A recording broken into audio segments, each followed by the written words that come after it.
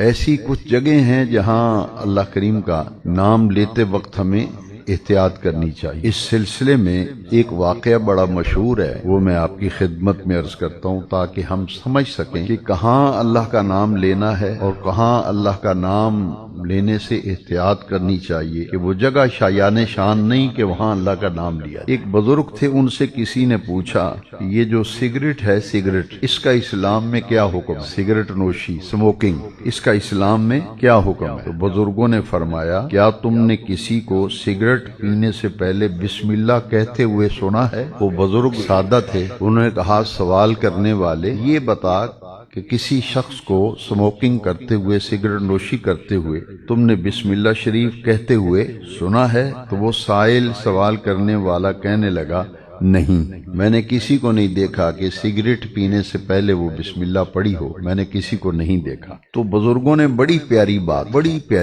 کی۔ بزرگوں نے فرمایا کہ میں کوئی عالم نہیں ہوں۔ وہ بزرگ کیا کہنے لگے، میں کوئی عالم نہیں ہوں، لیکن اتنی بات تو واضح ہے کہ یہ کوئی برکت والا کام